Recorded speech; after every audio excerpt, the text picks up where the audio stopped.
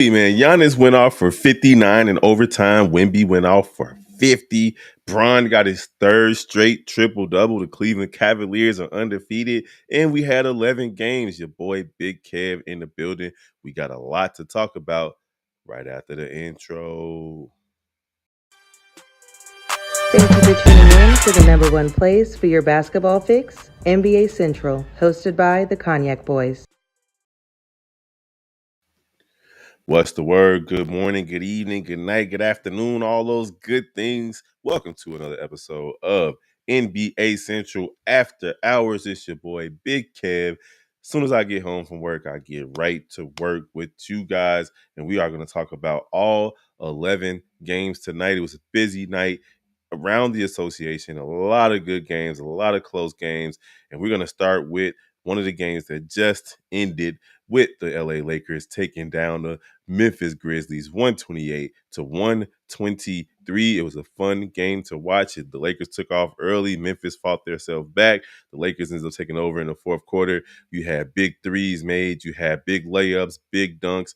Of course, your boy Ja Morant is still out. He's still out tonight. He was out tonight, but Jaren Jackson Jr. came to play. He had 29 points and 7 rebounds, but it was all for naught because the Lakers came with a balanced attack and took care of business. We'll start with the man himself, LeBron James, the king, the chosen one. 35 points, 14 assists, 12 rebounds. And those 6 turnovers didn't really mean much because he was still +3 in the plus minus. And just think that this dude is not even 40 yet. He'll be 40 in December. But to be doing the things that he's doing on the floor at the age that he is, you got to give him credit. What up, Immortal Beast? See you, my guy. We got to give LeBron James credit. I don't care if you don't like the man or not. At 39 years old, to be putting up 35-point triple doubles is crazy. That's crazy work. I mean, dude has paid a lot of attention to his body and apparently paid a lot of money for his body to be good. And listen, man, this guy is out there doing his thing. This is his third straight triple double, y'all. 3 straight triple doubles at 39 years old, and it's not like one of those Rajon Rondo triple doubles where you get 12 points, 11 rebounds, 10 assists. This is a legit triple double coming from a 39-year-old man. Man, I'm not even a LeBron fan. I'm definitely fascinated with what this guy is able to do at this point in his career. And I was watching the game tonight, like, man, like this supposed to be AD team, and AD, he was solid. Anthony Davis was solid. Tonight he did have 20. He was in foul trouble, but he had 21 points. 14 rebounds, 3 assists, 3 blocks. So he was solid. Rui Hachimura hit some big shots, big threes late, 19 points for him. Cam Reddish in the starting lineup now. He only had 4 points, but I guess they got him out there for hustle plays, defense, and so on and so forth. Austin Reeves with some big shots, 18 points for him. And then Dalton Connect only missed 1 shot tonight. The rookie off the bench with 19 points, 7 for 8 from the field, 5 for 5 from 3. But they would not have won that game without LeBron James.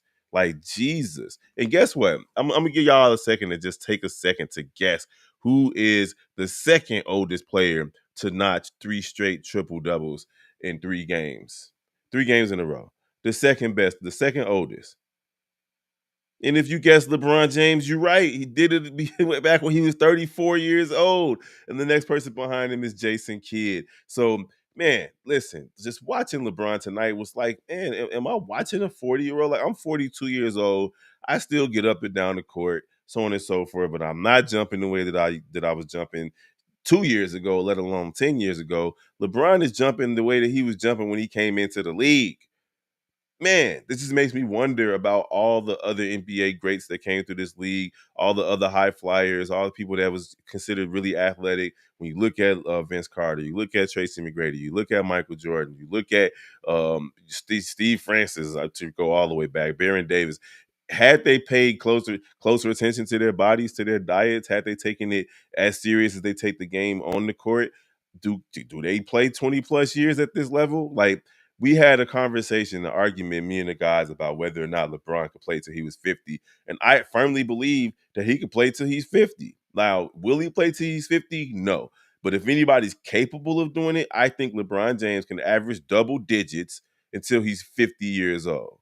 That's just me, though. It could be a prisoner of the moment. Y'all let me know in the comments of what y'all think. But shout out to LeBron James, man, carrying the Lakers over the last few games.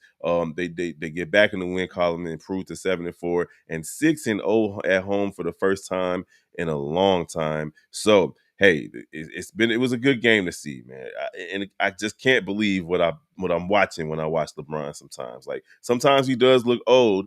I'm not going to front, but at the end of the day, he took care of business tonight. So we had a couple of 50-point scorers tonight in the NBA. One of them was Giannis Antetokounmpo. Y'all listen to this. Listen to this. In the first quarter, the man had 20 plus points. I think he had 22 or 25 points in the first quarter alone. No other Milwaukee Bucks had a what up, Lloyd Dingle?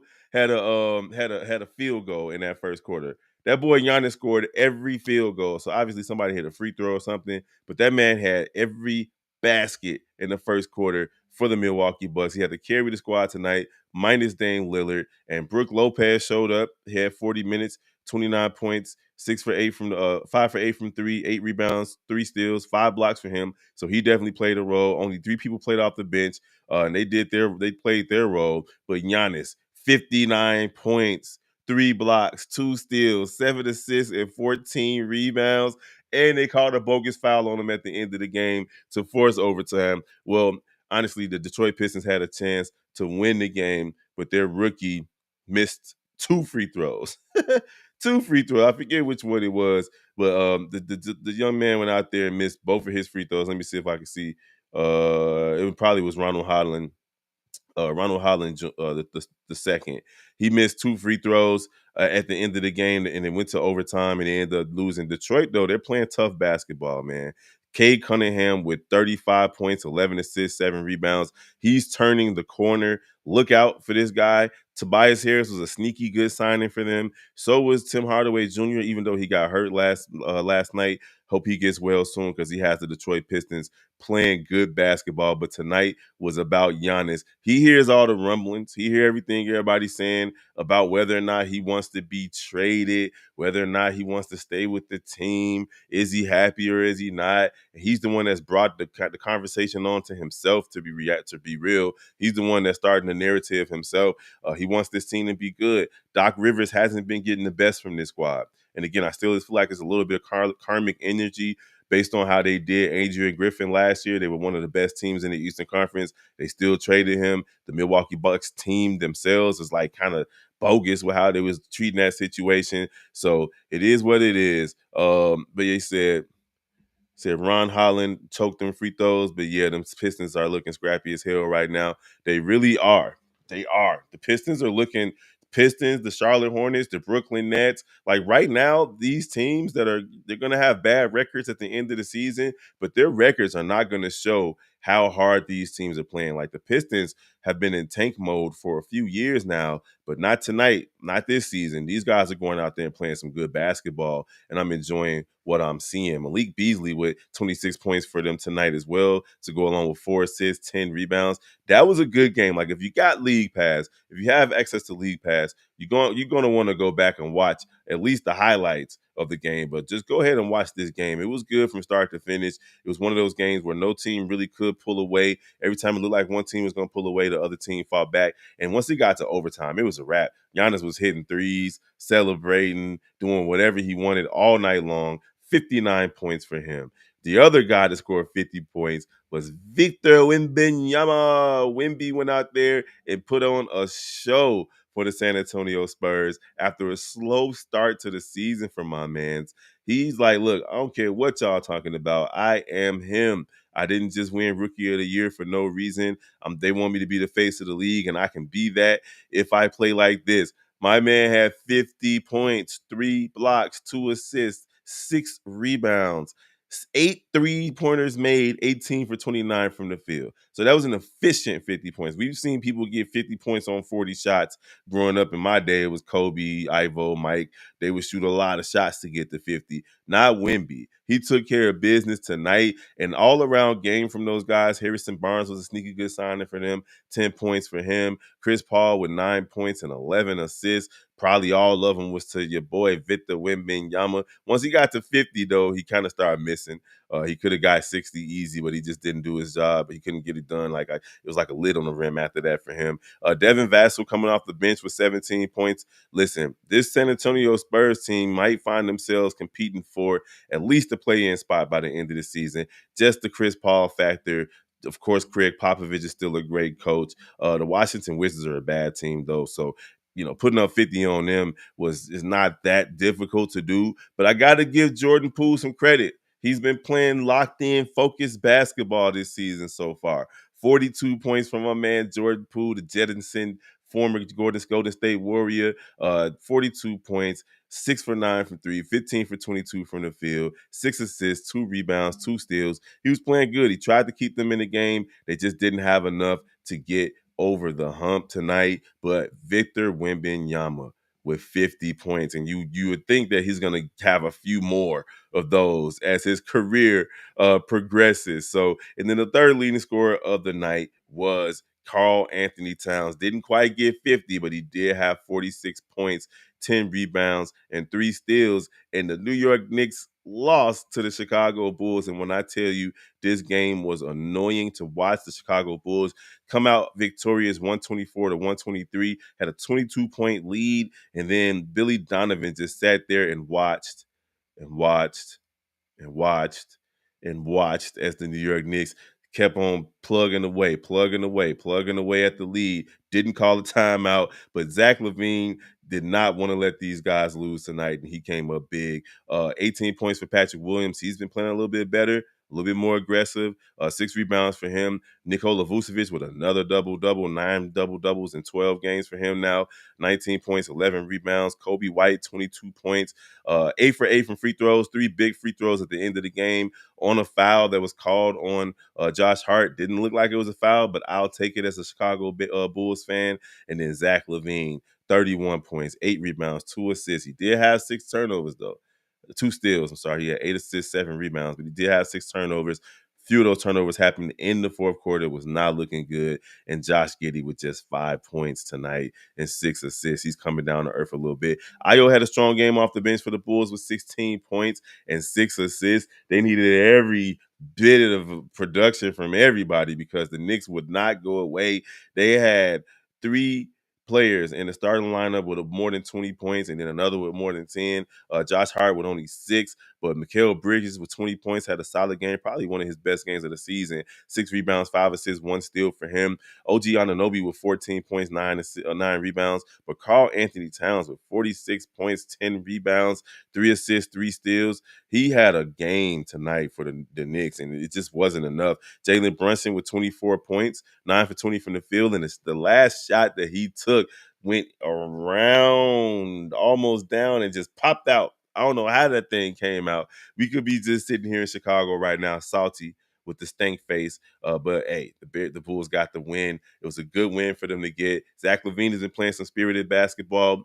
I felt like he was going to be an all-star type caliber player this season, honestly. And people might get on us for this as Bulls fans, but and as much as Debo did for the squad, DeMar DeRozan took up a lot of space down there in that painted area, that mid-range area, and that's where a lot of players on the Chicago Bulls like to operate. They like to get downhill, try to finish around the basket, or post up, get some post up plays for Vucevic, operate in that painted area for Patrick Williams, for Zach LaVine, for Kobe White to go downhill, and honestly, it's kind of addition by subtraction with Debo being out of the picture. A lot of these guys are able to play offense the way that they want to, and the Chicago Bulls overcome a furious rally from the New York Knicks in New York to take the win and improve to 5-7, 4-3 away from home. The Bulls are bad at home right now. They only got 1 win at the crib, but 4 wins on the road. The Knicks fall to 5-6, under 500.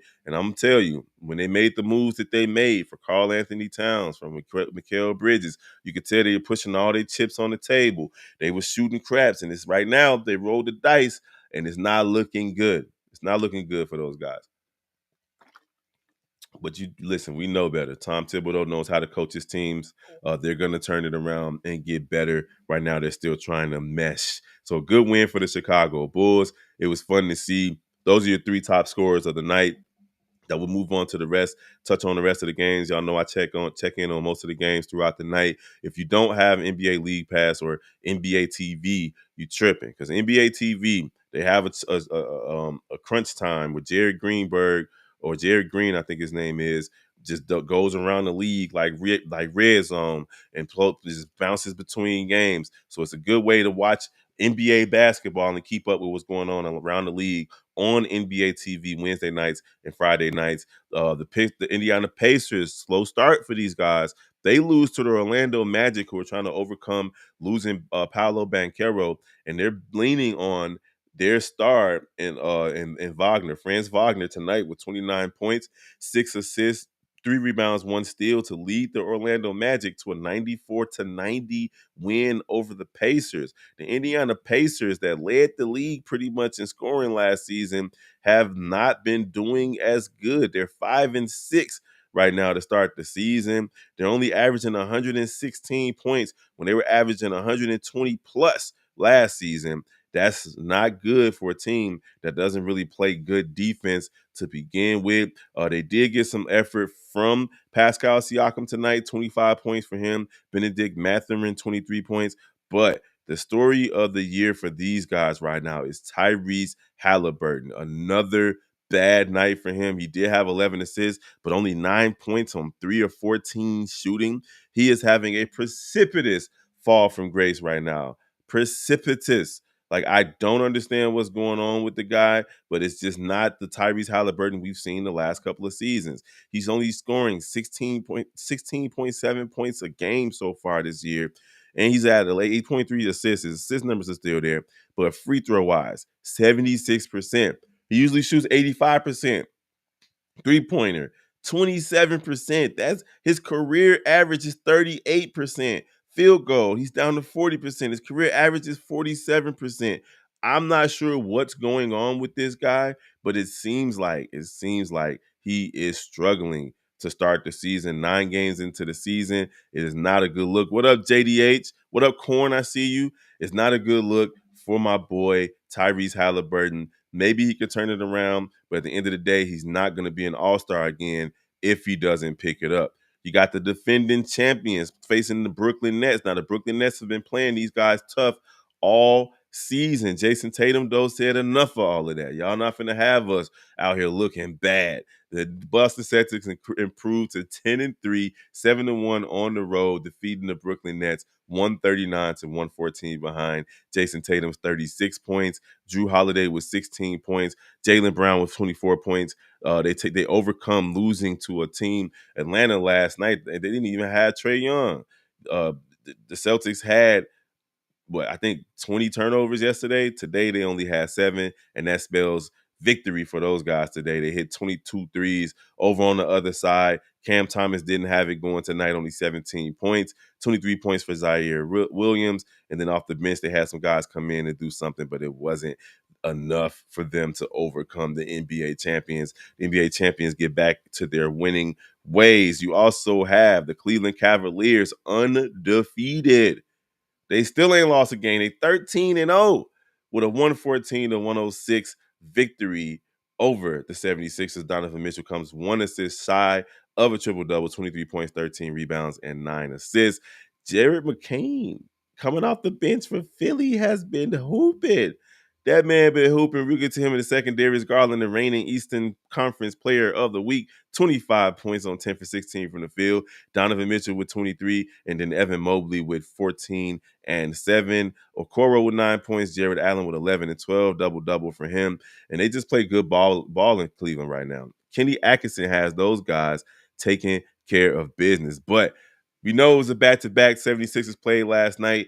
Your boy made his return in Joel Embiid, but he's not going to really play back-to-backs. He should have played. He got to get back into rhythm. But he didn't play today, and I feel like it hurt his team.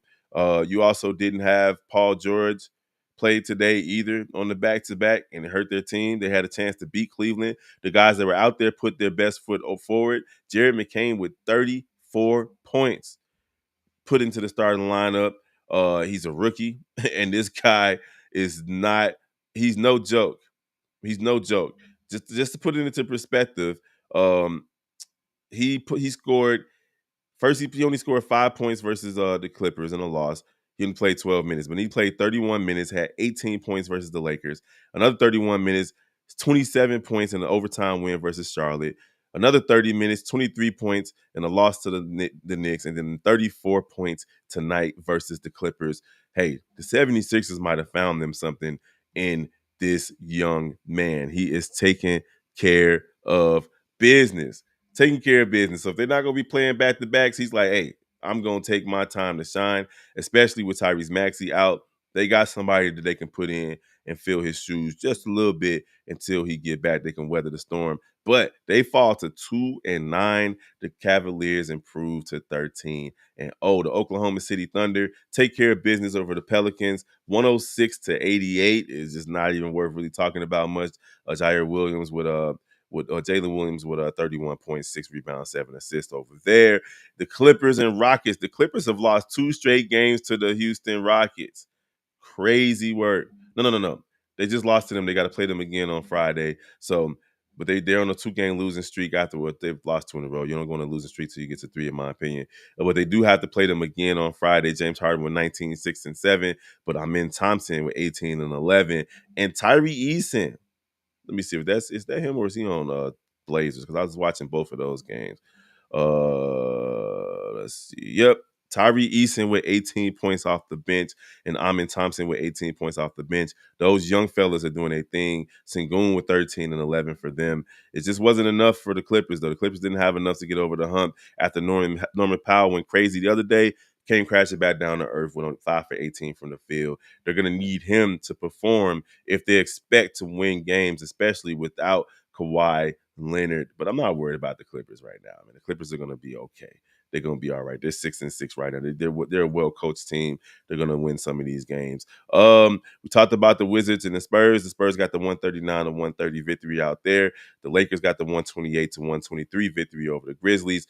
And the Trailblazers, that's who I wanted to talk about. They've beaten the Timberwolves 2 games in a row. 106-98 victory tonight. The Portland Trailblazers beating up on the Minnesota Timberwolves in back-to-back games. Julius Randle had 20 points. Jaden McDaniels had 7.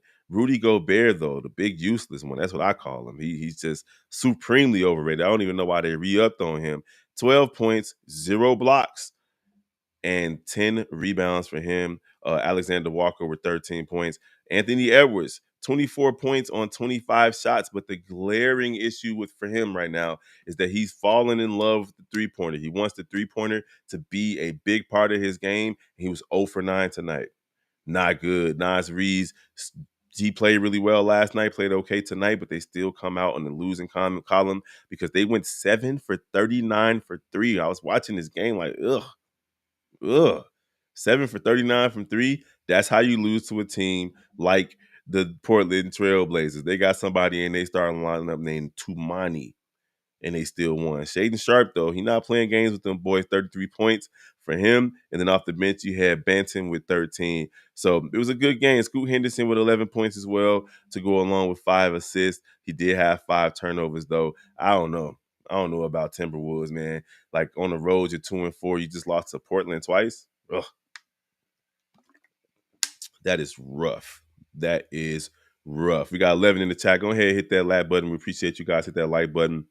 If you're not following us, go ahead and follow. We'll cover the last bit of the NBA tonight. It was a good games, man. A lot of good games. If y'all don't got a league pass, I don't know what y'all smoking. It ain't even as expensive as it used to be. The Suns lose to the Kings 127-104. We know the Suns, they won last night, but there's no KD. There's only so much that Devin Booker can do. He only had 18 tonight. It just wasn't enough. Okage came off the bench. Josh Okogie came off the bench with 25 points. But again, it just wasn't enough because Sacramento is a well-balanced team, a well-rounded team. DeMar DeRozan, did he get hurt? He had to get hurt. My man had 2 points on 17 minutes. Let me see what happened with DeMar DeRozan because I was watching that Lakers game, so I didn't get to see the end of that. Yep, he did get injury. He had back tightness, so he getting up there, little older. 2 points for him. 17 points for Keegan Murray. De'Aaron Fox, 29 points with DeMar not out there. He like, I'm shooting 29 points, and then Kevin Herter with 22 points. Trey Lyles off the bench with 13, and Jordan McLaughlin with 11 to get him 127-104 victory over the Phoenix Suns. The Phoenix Suns just did not look good tonight, especially without their leader. Kevin Durant. And I don't did Bradley Beal play? Bradley Beal didn't play either. So there you have it. We appreciate you guys, man. I'll get into a couple of the comments before we get up out of here. Y'all already know how it is. I come home straight home from work to get to work. It don't stop over here with the Chi-Town Sports Central family. If you're not following our other channels, just type in your favorite Chicago team and put the word Central behind it, and you'll find all our channels, as well as Chi-Town Sports Central and the Shy Bulls podcast with the Cognac Gang. What's good, Big Kev, Immortal Beast? I see you, my guy. Appreciate you for rocking with me. Lloyd Dingle said 42. Damn, Negro, you gotta don't forget to take your fiber. You absolutely right. I got a whole plethora of vitamins that I take every morning before I go to work. Ron Holland took them free throws. Yeah, he did. Yeah, he did. He missed them. It was a rookie moment for him, man. You dream about those moments. He not gonna forget that one. Cornelius Smith, Big Kev, what's good, King? I appreciate you, my guy. And then you got Jordan Poole is just hoping he can get out of Washington as soon as possible. He might be, but he's been playing better. He didn't play this well last season. C Red, I see you. JDA say I love burgers, and then he gave with the salute. And then we got Edward J. Caffey. Glad you were talking about the whole league. Nets fans subscribed after or before the Nets game. Great solo act. I appreciate you, Edward J. Caffey, for real, for real. I definitely appreciate you, man. Like, share, and follow. Appreciate the follow. JDA's this season has been great so far. IMO, absolutely, absolutely. What y'all thinking about the NBA Cup too, man? It's been interesting. It was interesting Tuesday. It'll be back on Friday. The Bulls will be playing their first NBA Cup game. I'm excited to see. I think they can win it. Jason Tatum is my early MVP tonight. I mean, right now, him and Donovan Mitchell. But you listen, you can say that, and I'm right there with you. Anthony Davis is in my conversation as well for MVP. But you already know, man, they looking at Jokic out there in Denver still. He averaging a triple-double as a center. It's crazy. So you know they looking at that, man, with the advanced analytics and all that. And the Clippers do need some help. Oh, yeah, they're going to get some help, but we'll see how long that help stays with Kawhi Leonard when he does come back, because it's rough to be a Clippers fan, man. They got that new stadium. They got James Harden out there trying to do it, not necessarily by himself, because your boy, the big man is doing okay, and then you also have Norman Powell playing good basketball. So tomorrow, it's only one game. Ain't that is something, man? It's only one game tomorrow night. That's the Mavericks versus the Jazz. Luka Doncic leading the way for them, and then Lauri Markkanen trying to work his way back into shape. So we will be probably coming. I don't know what time I get off work. I might jump on and talk about the game. If not, I'll just talk about it Friday morning. But then the NBA Cup is back on Friday. You'll have a slew of games. We'll talk about that tomorrow as well. It's going to be fun to see with the group play for the NBA Cup. Maybe it'll help get the ratings up that the NBA is clamoring for. All right, we appreciate you guys. Go ahead, hit us up in NBA Central Pod, wherever you like to receive your social media information. And we're going to holler at you guys next time, man. It's your boy, Big Kev, holding it down for the gang. Peace.